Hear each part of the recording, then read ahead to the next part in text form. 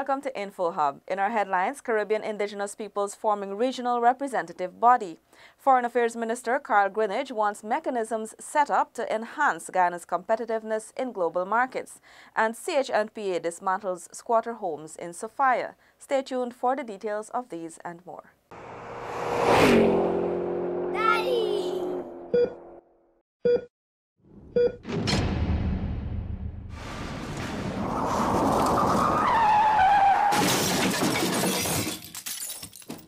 And now for the details. Second Vice President and Minister of Foreign Affairs Carl Greenidge has called for adequate mechanisms to be implemented to enhance Guyana's competitiveness in the global market. Stacey Carmichael tells us more. Minister of Foreign Affairs Carl Greenidge, speaking at the Private Sector Commission's Business Summit on Wednesday afternoon, said that given the emerging trends, products must adhere strictly to the sanitary and phytosanitary SPS standards. This, he explained, is needed to maintain not only the traditional markets, but to gain access to others, such as the European Union EU market. Unless we can put in place the mechanisms, often skill-intensive mechanisms and expensive equipment for testing, ensuring traceability of products and the like, we are not going to be able to take advantage of those markets. Productivity, Minister Greenidge said, plays a significant role in the process, given its impact on prices. He also pointed to the numerous challenges faced by Guyana in relation to transport and trans-shipping costs, both at the export and import ends. It is in that context that we try to fashion our foreign policy by pursuing agreements with countries, pursuing agreements with regions that try to give opportunities to our exporters, traditional exporters as well as new exporters. CARICOM Ambassador Gail Maturin urged that with respect to the CARICOM single market and economy, CSME focus be placed on developing a more comprehensive strategy of adequately tapping into regional and international markets. Meanwhile, Minister of Public Telecommunications Catherine Hughes highlighted the crucial role information and communication technology, ICT, plays in human capital development and how this leads to economic and social advancement. The thinking here is that once we put internet access into schools, then and educational institutions, automatically the opportunity for building capacity in terms of e-learning, e-commerce, participation in online training courses by a wide range of individuals then can be realized. The Guyana Business Summit 2017 concludes today. It is expected that an action plan for the way forward in the business sector will be instituted. Stacey Carmichael for Info Hub. Caribbean indigenous peoples agreed to establish a regional body to address issues affecting them. Details in this report. Discussions during the just concluded 3-day Impact Justice Seminar were centered around what type of mechanism should be formed, ownership and sustainability. Suriname will be the focal point for a network of representatives from each jurisdiction to form a working group. This group will be tasked with forming the organization.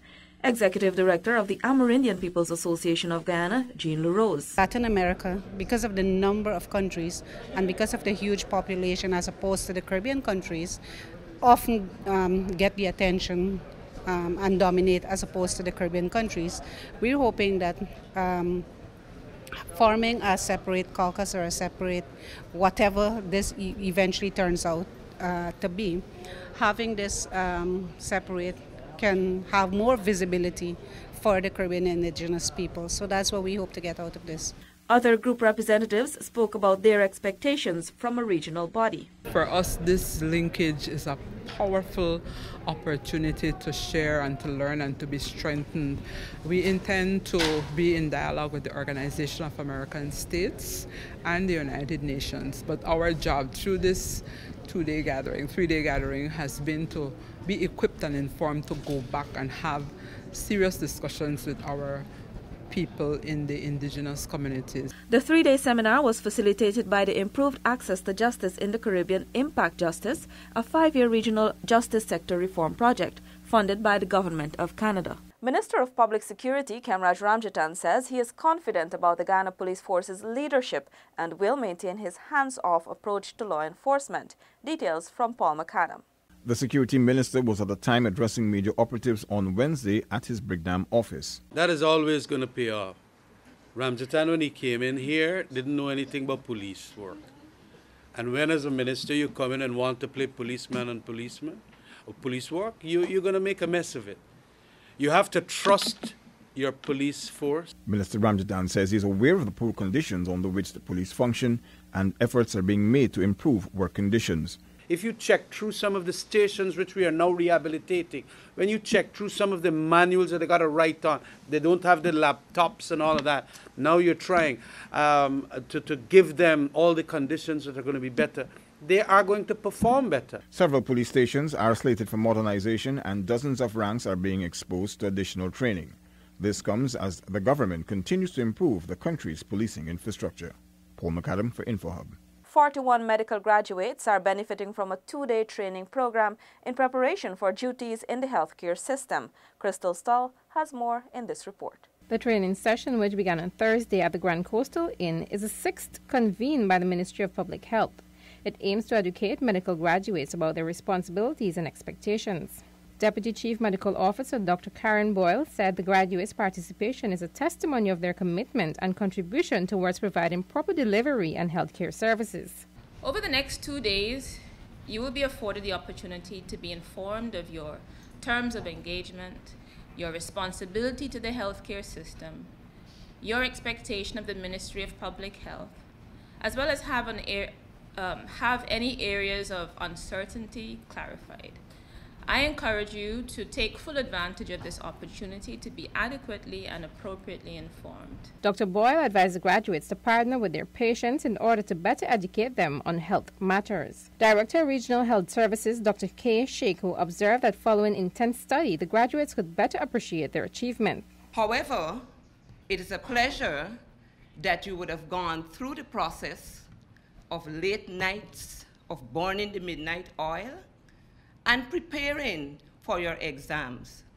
You will agree with me that it is a hard road, it's a determined road, it's a road whereby you have to be purposeful in order for you to reach the stage of being a doctor.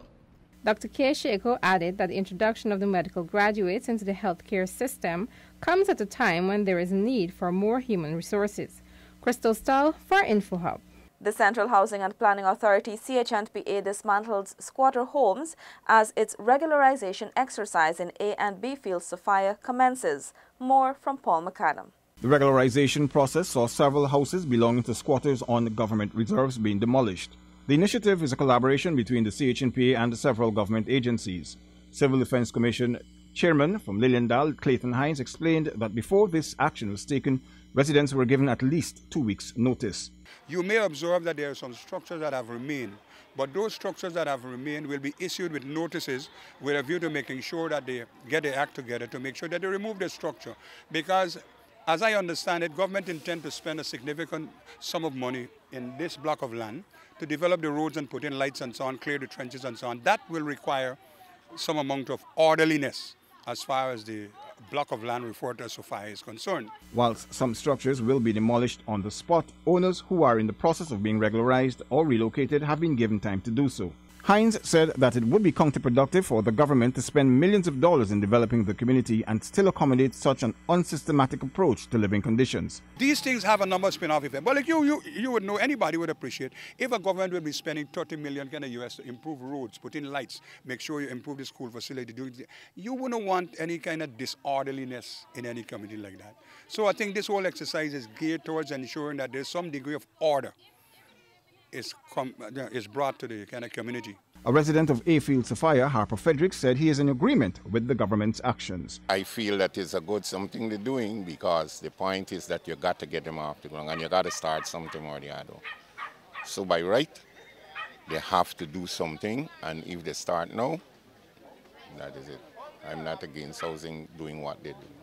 Similar exercises will be conducted in C and D Field SOPHIA. Paul McAdam, InfoHub. Relief supplies have been dispatched to the hurricane-ravaged island of St. Martin. Zanil Williams has been following that story. As relief items have been distributed to the residents of St. Martin, many have expressed their gratitude to the government of Guyana. Approximately 900 Guyanese nationals have benefited from relief items, including water, rice, pumpkin, and salted fish, which were distributed by the St. Martin Guyanese Association. A member of the organization, FRASER, expressed her gratitude. Hoping that in coming days, you guys will be able to send a little bit more relief for us. We do appreciate what we have received. I think it might not be much as expected of some people, but we do appreciate everything. InfoHub spoke to some of the persons who are in the process of rebuilding. I am very happy that the Guyana government have recognized us in St. Martin by sending the little relief that was being bestowed to us. And this is a memorable experience I have encountered here on St. Martin, and it is not over. I'm very happy if it could be consistent. Right now I'm the only one bringing in the income because my wife is not working, my daughter is not working, got the store closed down. And yes, I'm working extra to meet ends. I appreciate that what Guyana government has done for us here. This is the first time I ever experienced such a bad hurricane. My roof has been taken, and it came like a tornado. Most of my things had blown away, and I have been getting help from the Guyanese Association. Thanks to the Guyana government for sending some relief. I've experienced hurricanes from 1995 with Hurricane Lewis and Marlin, and every year is the same thing.